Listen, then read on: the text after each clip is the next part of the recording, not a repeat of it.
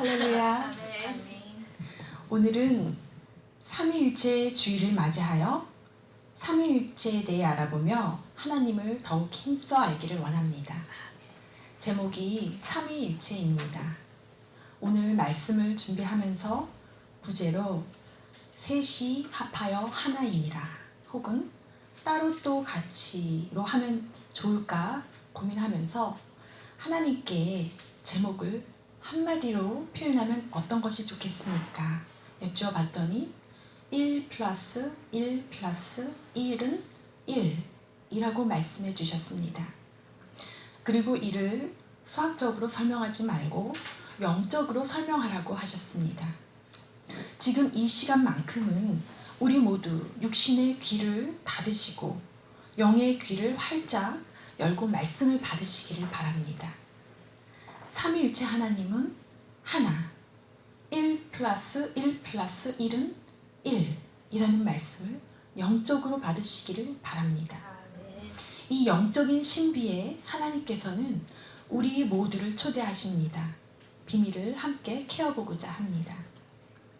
삼위일체란 말은 기원후 200년경 터툴리안 혹은 테르툴리아누스라는 라틴 신학자가 신을 잘 설명하기 위해서 트리니타스라는 말을 처음 사용한 것이 그 시초입니다. 장로교 헌법의 교리에 보면 우리가 조금 전 고백한 사도신경 다음으로 신조가 나오는데 신조의 세 번째에 삼위일체에 대해 언급합니다. 하나님의 본체에 삼위가 계시니 성부, 성자, 성령이시다. 이 삼위는 하나님이시다. 본체는 하나요. 권능과 영광이 동등하시다. 라고 되어 있습니다. 그런데 성경에는 아버지와 아들 그리고 성령이라는 말은 있지만 그 어디에도 삼위일체라는 말이 직접적으로 나오지는 않습니다. 그러나 삼위일체의 근거가 신구약 몇 군데에 나옵니다. 먼저 구약 성서의 첫 번째 근거는 창세기에 나옵니다. 창세 전에 예수님 탄생 훨씬 이전에 존재했다는 것입니다. 태초에 하나님이 천지를 창조하셨습니다. 창세기 1장 26절을 보면 1절에 등장한 그 동일하신 하나님께서 하나님의 형상을 우리의 형상이라고 복수로 표현합니다. 그 하나님이 한 분이시라면 내 형상이라고 표현해야 맞는데요. 우리라는 복수로 표현합니다. 그래서 하나님은 본체는 하나이시지만 새 위격을 가진 분이라는 것을 우리가 짐작할 수 있습니다. 그 다음은 창세기 18장 1절에서 2절 말씀으로 하나님께서 마므레 상수리 나무들이 있는 곳에서 아브라함에게 나타나시는데 나타나신 하나님, 즉 아브라함을 방문한 사람은 3명입니다. 사람 셋을 아브라함은 내 주여, my lord 라고 부르며 대접을 합니다. 세 사람, 세 위격의 아브라함은 내 주여 한 분으로 받습니다. 본체가 하나이기 때문입니다. 기독교도들은 이를 가리켜 삼위일체가 아브라함을 방문한 것이라고 해석을 합니다. 신약 성경에도 보면 마태복음 3장 13절에서 17절에 예수님께서 세례 요한에게 세례를 받으실 때 하나님의 성령이 비둘기같이 내려 예수님 위에 임하시고 하늘로부터 소리가 말씀합니다. 이는 내 사랑하는 아들이요 내 기뻐하는 자라. 아버지와 아들 그리고 성령 삼위가 나옵니다. 또한 마태복음 맨 끝장 28장 19절에 부활하신 예수님은 제자들에게 말씀하시길 복음을 만천하에 전파하고 개종자들에게는 아버지와 아들과 성령의 이름으로 세례를 베풀라고 말씀합니다. 혹시 예전에 세례를 받았을 때 목사님께서 하신 말씀을 기억하십니까? 성부와 성자와 성령의 이름으로 우리는 3번 물세례를 받았습니다. 또한 고린도후서 13장 13절에 맨 마지막 장 마지막 절에 삼위일체 축복이 나옵니다. 예수 그리스도의 은혜와 하나님의 사랑과 성령의 교통하심이 너희 무리와 함께 있을지어다. 이 구절을 목사님들은 예배를 마칠 때 축도로 사용합니다. 그래서 우리는 삼위, 각각의 구별된 사역은 정확히는 모르지만 삼위일체 하나님에는 익숙합니다. 그런데 이 삼위일체란 개념이 오직 기독교에만 인정받고 받아들인다는 사실을 아십니까? 유대교와 무슬림은 삼위일체를 한 분 하나님이 아닌 별도의 새 신으로 보고 있기 때문에 삼위일체의 개념을 받아들이지 않습니다. 우리 기독교인들만이 하나의 신이 성부, 성자, 성령 세 가지 위격을 취한다고 믿습니다. 이것이 삼위일체 교리입니다. 교리하면 너무 어렵습니다. 그런데 알아야 하는 이유는 우리 신도들이 올바른 신앙생활을 할 수 있는 근간이 뿌리가 되기 때문입니다. 삼위일체 설명을 들으면 성부와 성자의 개념까지는 이해가 쉽습니다. 예수님이 하나님의 아들이시죠. 독생자라는 것을 우리는 전혀 의심하지 않고 받아들입니다. 예수님은 신을 자신의 아버지로 여기고 기도했으며 최초의 기독교인들로부터 지금 이 시대 신도인 우리에 이르기까지 나사렛 예수가 신의 아들이라고 믿고 있습니다. 성경은 나사렛 예수가 태어나기 전에도 신의 아들이 처음부터 존재했다고 말합니다. 창세기 또한 요한복음 1장에 말씀합니다. 태초에 말씀, 로고스가 계시니라. 이 말씀이 하나님과 함께 계셨으니 이 말씀은 곧 하나님이시니라. 그가 태초에 하나님과 함께 계셨고 만물이 그로 말미암아 지은 바 되었으니 지은 것이 하나도 그가 없이는 된 것이 없느니라. 말씀이 로고스가 육신이 되어 우리 가운데 거하심에 우리가 그의 영광을 보니 아버지의 독생자의 영광이요 은혜와 진리가 충만하더라. 여기에서 진리란 참입니다. 참이 충만 가득 차면 한치의 거짓이 들어올 자리가 없습니다. 이 말씀이 참이며 육신이 되어 우리 가운데 오신 분이 참 하나님이자 참 인간이신 예수 그리스도이십니다. 의심 많기로 유명한 제자 도마는 부활하신 예수님을 만나 뵙고 나의 주님이시요 나의 하나님이라고 말했습니다. 신약에서 예수님은 신의 아들로 간주되는 동시에 신 자체로도 인정합니다. 삼위일체에 관하여 제목을 붙인 책들은 서고에 넘칠 정도로 많지만 학자들도 인간이기에 신의 본질을 말로 표현하는 글로 표현하는데 한계가 있습니다. 그리스도교 신학자들은 신이 어떻게 하나이면서 셋일 수 있는지 설명하기 위해 무진 애를 썼으나 결국은 그것이 커다란 미스테리로 남길 수밖에 없었습니다. 우리는 인간이 슈퍼컴퓨터를 만들었는데 다 이해를 못하지요. 우리가 그런데 피조물로서 창조주 하나님을 다 안다는 것은 어쩌면 이해를 못하는 것이 당연한지도 모릅니다. 그렇지만 1 플러스 1 플러스 1이 1이라는 영적 비밀을 사모하시기를 바랍니다. 지금부터 풀어보고자 합니다. 이 시간 성령의 역사하심으로 우리 눈의 비밀이 벗겨지고 이 신비, 영적 비밀이 이해가 되기를 원합니다. 요한 1서 5장 8절은 성령과 물과 피가 합하여 하나이니라. 영적으로 하나가 되는 신비입니다. 성경의 하나가 되는 신비를 몇 군데 보겠습니다. 창세기 2장 24절에 남자가 부모를 떠나 그의 아내와 합하여 둘이 한 몸을 이룰지로다. 남자와 여자가 결혼하면 두 인간이 하나가 됩니다. 에베소서 5장 31절에서 33절입니다. 그러므로 사람이 부모를 떠나 그의 아내와 합하여 그 둘이 한 육체가 될지니 이 비밀이 크도다. 나는 그리스도와 교회에 대하여 말하노라. 그러나 너희도 각각 자기의 아내 사랑하기를 자신같이 하고 아내도 자기 남편을 공경하라. 남편과 아내, 더 나아가 그리스도와 그의 몸된 교회는 하나입니다.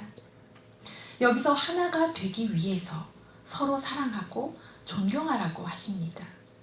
그리스도와 우리 개인 그리고 교회 공동체가 인원이 몇 명이 되었든지 간에 10명이든 100명이든 하나가 될 수가 있습니다. 믿으십니까? 하나님께서는 하나가 되기를 바라십니다. 우리 교회는 그리스도와 하나입니까? 우리 일원들도 공동체 안에서 하나 되었다고 생각하십니까? 삼위는 각각 아버지 성부와 아들 성자와 성령이 따로 존재하십니다. 존재 양식은 각각 완전한 하나입니다. 아버지 성부는 또 스스로 있는 자입니다. 누구에게서도 발생하거나 발출하지 않는 데 비해 아들 성자는 아버지로부터 영원히 나셨습니다. 이 두 가지를 오늘 본문에서 살펴보면 1절 앞부분에 성부 하나님은 성자 예수를 낳으시니라고 말씀합니다.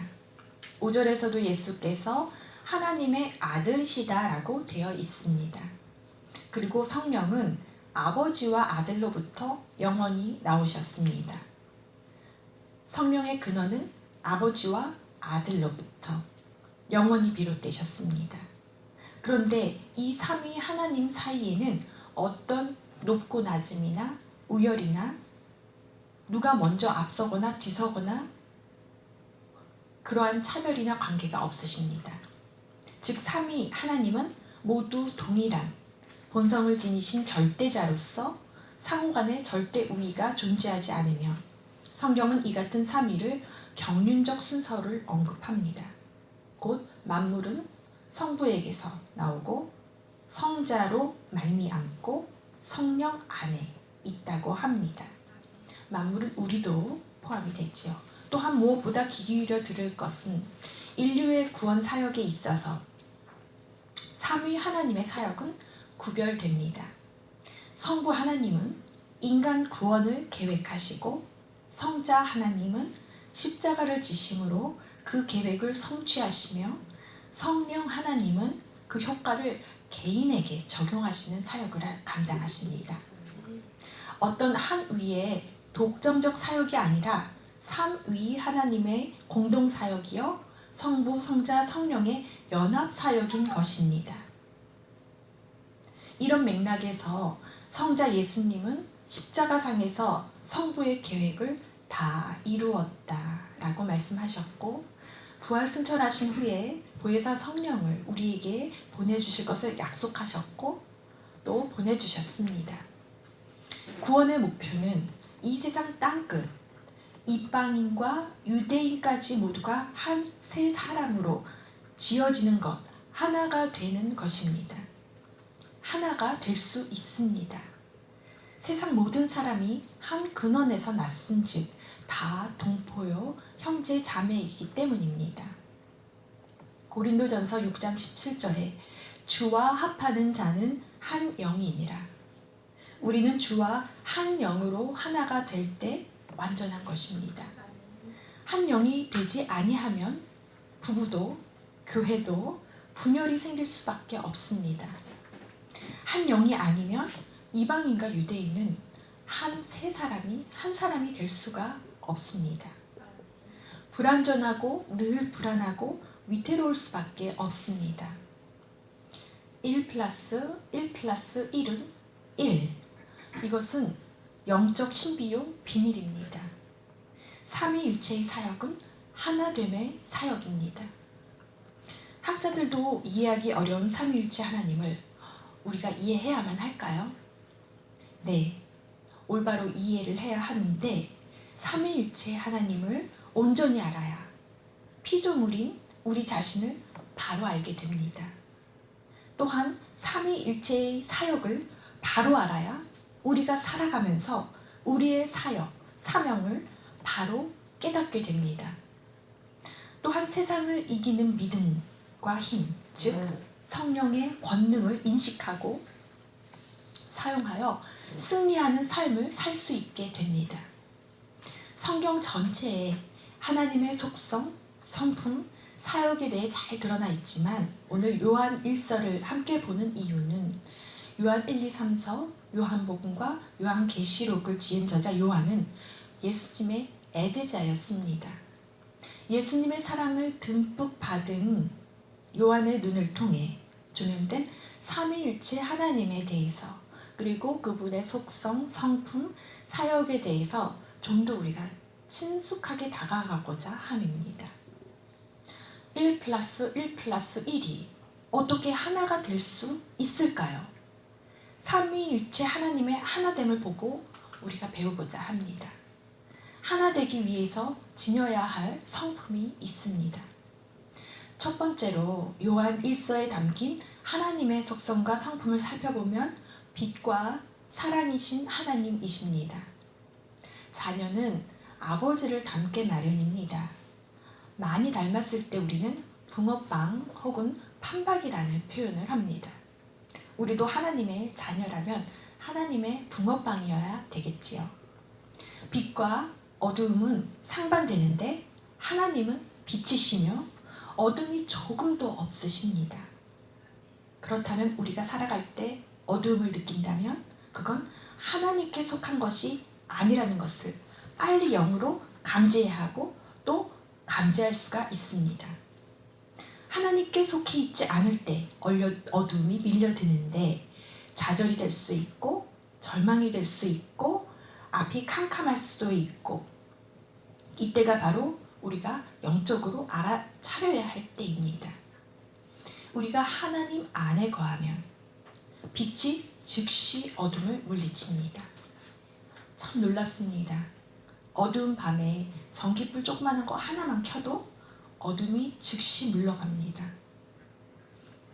우리가 두려움이나 절망을 느낄 때 어둠을 어떻게 쫓을 수 있을까요?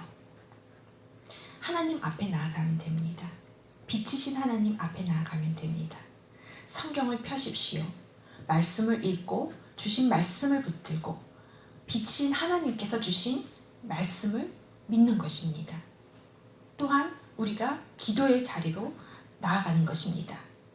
우리가 정말 기도의 능력을 안다면 기도하지 않을 수 없습니다.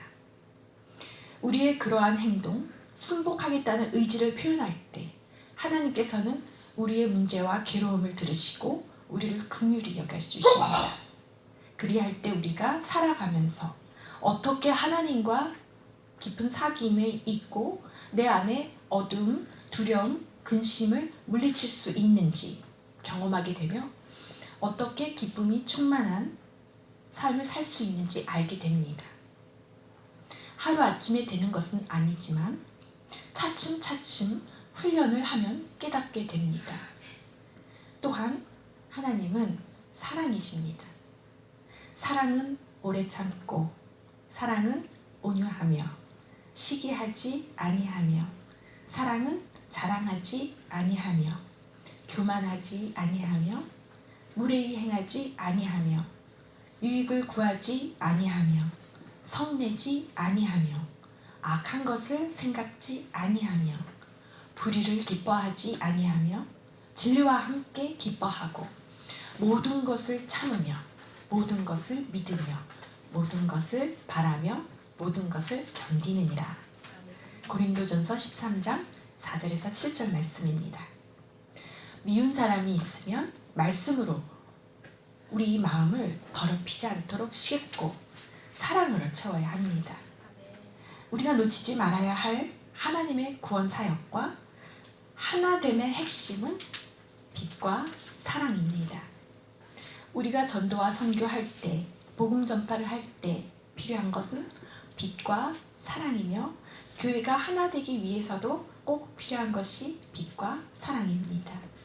우리가 하나님께 받은 사랑의 받은 증거와 간증이 너무나도 많지만 공통적으로 우리 모두에게 주신 사랑의 증거는 독생자를 아끼지 아니하시고 이 세상에 보내신 것이 그 증거입니다. 그런데 만약 아버지의 계획에 예수님께서 순종하지 않으셨다면 어떻게 되었을까요? 두 번째로 하나됨의 핵심은 예수님의 순종과 겸손입니다. 6절에 물과 피로 임하시니 그분의 순종과 겸손을 빌립보서 2장 5절에서 8절에 잘 나타나 있습니다. 너희 안에 이 마음을 품으라. 곧 그리스도 예수의 마음이니 그는 근본 하나님의 본체시나 하나님과 동등됨을 취할 것으로 여기지 아니하시고 오히려 자기를 비워 종의 형체를 가지사 사람들과 같이 되셨고 사람의 모양으로 나타나사 자기를 낮추시고 죽기까지 복종하셨으니 곧 십자가에 죽으심이라. 성부와 성자 하나님은 동등하십니다. 그런데 예수님께서는 얼마나 겸손한 분이신지를 말씀합니다. 근본 하나님의 본체이시지만 예수님께서는 하나님과 동등됨을 취하지 아니하시고 오히려 자기를 비워 종의 형체를 가지사 신이지만 사람과 같이 되셨습니다. 자기를 낮추시고 죽기까지 복종하시는 겸손을 보이셨습니다. 이런 겸손한 아들을 성부 하나님께서는 또한 그냥 있지 아니하시고 지극히 높여 모든 이름 위에 뛰어난 이름을 주시고 예수 이름 앞에 모든 자들이 무릎을 꿇게 하셨습니다. 너무 아름답지 않습니까? 서로를 높여주고 자기를 비우고 낮추고 복종하고 우리가 교회뿐 아니라 부부간에도 또 우리 일터에서도 또 우리 사역자들 안에서도 이러한 아름다운 겸손과 순종이 있다면 하나됨의 역사를 이룰 수 있다고 믿습니다. 셋째로 하나됨을 이루기 위해서는 반드시 성령의 권능, 기름 부음이 필요합니다. 우리는 물과 피와 성령으로 세례를 받았습니다. 아멘이십니까? 아멘. 그렇다면 우리 안에 성령님이 거하십니다. 사도행전을 성령행전이라고 하는데 사도행전 1장 8절에 예수님께서 승천하시기 직전에 하신 말씀입니다. 오직 성령이 너희에게 임하시면 너희가 권능을 받고 예루살렘과 온 유대와 사마리아와 땅 끝까지 내 증인이 되리라. 성령이 임하면 우리에게 권능이 나타납니다. 성령의 권능을 기름 부음이라고도 합니다. 하나님의 뜻대로 사용하는 직임, 은사, 재능을 통해 다른 사람들을 세워주고 고쳐주고 사역을 할 수 있게 됩니다.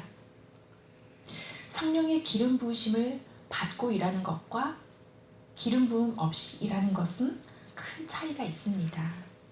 우리가 성령 세례를 받았지만 늘 성령의 기름 부으심과 권능을 구해야 하는 이유입니다. 차에 휘발유를 한 번 넣는다고 해서 계속 다닐 수는 없습니다. 기름이 줄어들지요. 그럼 또 채워야 합니다. 이처럼 사역자와 직임을 받으신 분들은 물론 우리 모두는 이렇게 그리스도의 증인이 될 수 있도록 성령의 기름 부으심을 구해야 합니다. 우리 개인의 이기적인 성취를 위해서가 아니라 그리스도의 증인으로 일할 수 있도록 말입니다. 성령의 기름 부으심으로 아픈 자를 치유하고 마음이 상한 자를 고치고 눌린 자를 자유케 하는 성령의 사역을 우리는 능히 감당할 수 있게 됩니다. 마가복음 16장 20절에 제자들이 두루 나가 전파할세 주께서 함께 역사하사 그 따르는 표적으로 말씀을 확실히 증언하시니라. 믿지 아니하는 자들은 이러한 기적, 표적을 보고 주께로 나아온다고 하셨습니다. 말세에는 더더욱 말입니다. 로마서 15장 19절에 표적과 기사의 능력으로 성령의 능력으로 이루어졌으며 그리하여 내가 예루살렘으로부터 두루 행하여 일루리곤까지 그리스도의 복음을 편만하게 전하였노라. 우리도 그리스도의 증인으로 복음을 전하기 위해 기름 부으심을 구하고 사모해야 합니다. 삼위가 일체 하나를 이루기 위해서도 구원의 역사를 이루기 위해서도 기름 부음이 필요합니다. 구약의 출애굽기, 레위기에서도 관유가 나오는데 이 기름은 올리브유는 섞일 수 있도록 하는 역할을 합니다. 하나님의 아들이 신이라는 것까지는 이해가 되는데 성령이 신이신 하나님인가 하나님이신가 이해하기는 조금 쉽지는 않습니다. 성경에서는 성령을 신의 권능이 인격화된 것이라고 말합니다.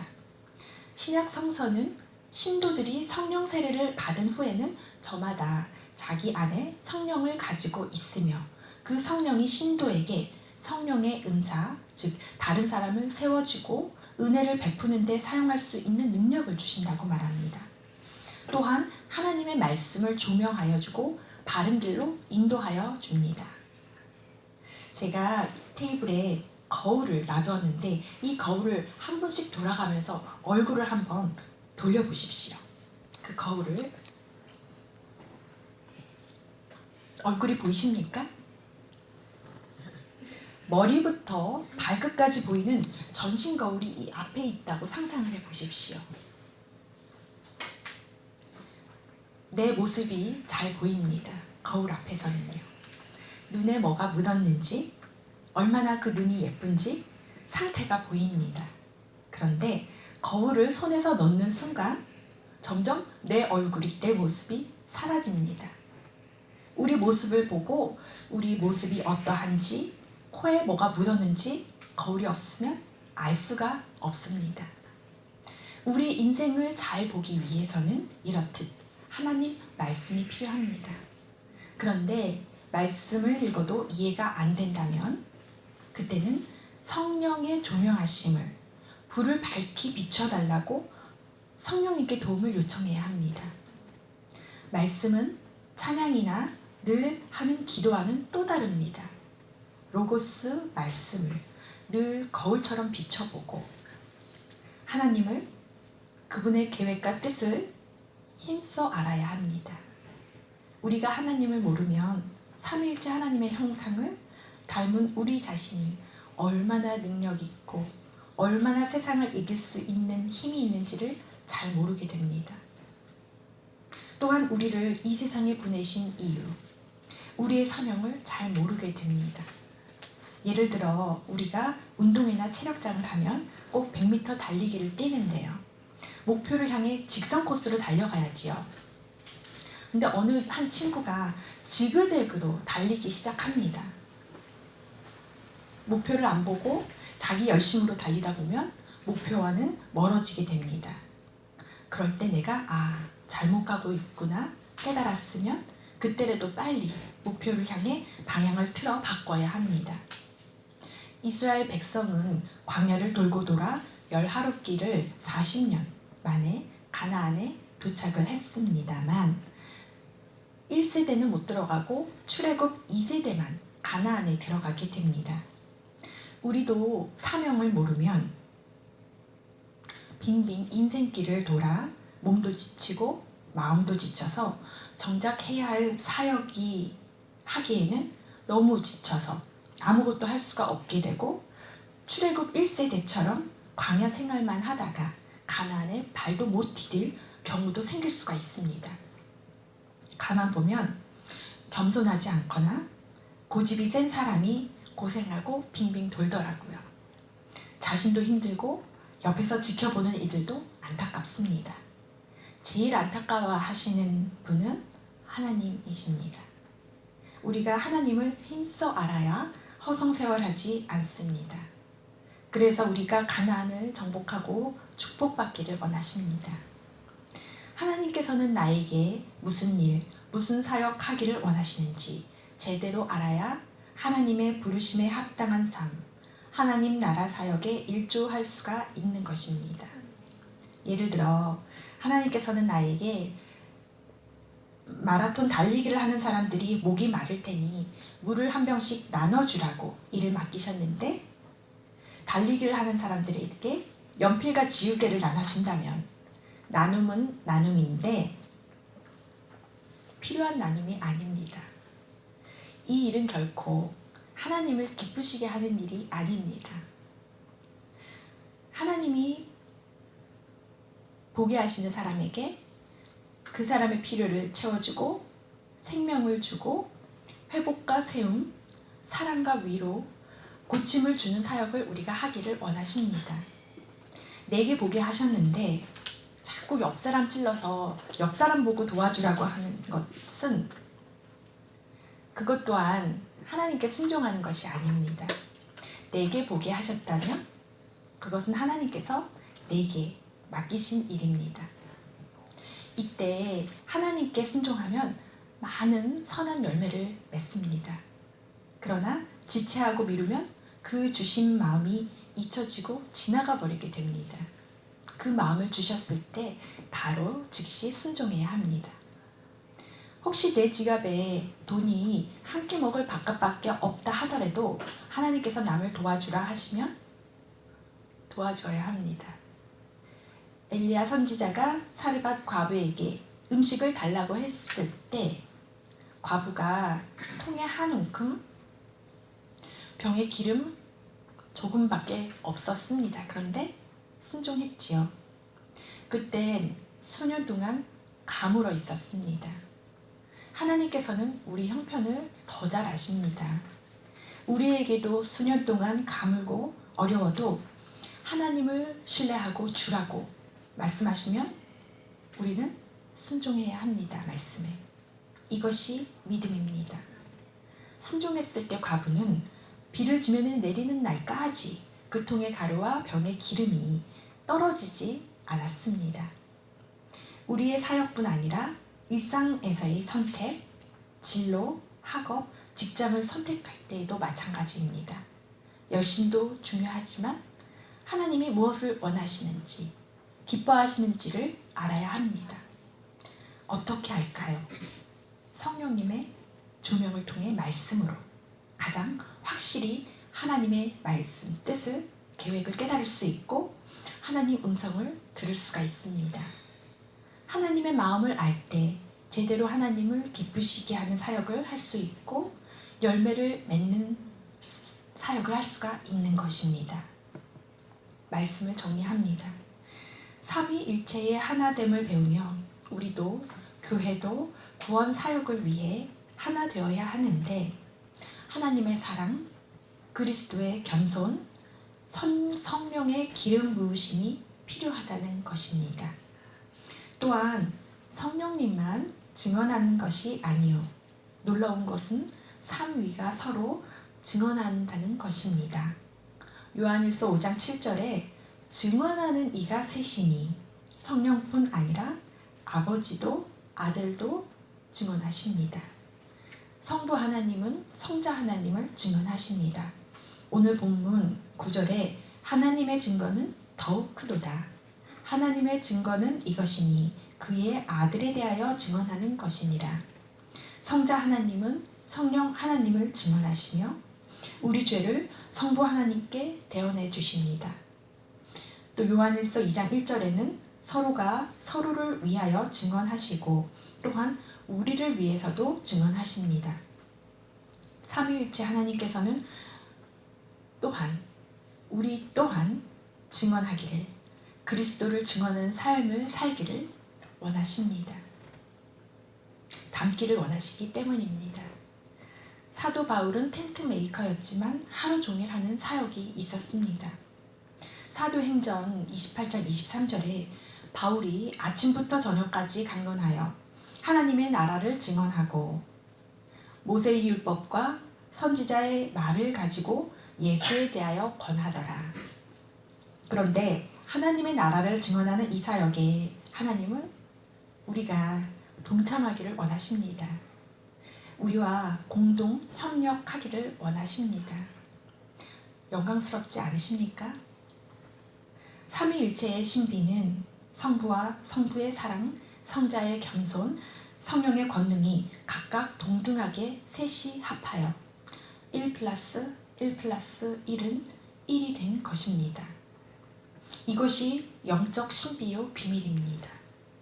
삼위일체의 신비는 하나됨의 신비인 것입니다. 오늘 큰 영적 비밀을 알게 되셨을 줄 압니다. 구원받고 천국 가면 끝이 아니라 이제부터 시작입니다. 구원받은 것이 시작입니다. 이 땅에서 영적으로 거듭난 것, 아기로 태어나 성장하고 성숙하여 내게 주신 사명을 깨닫고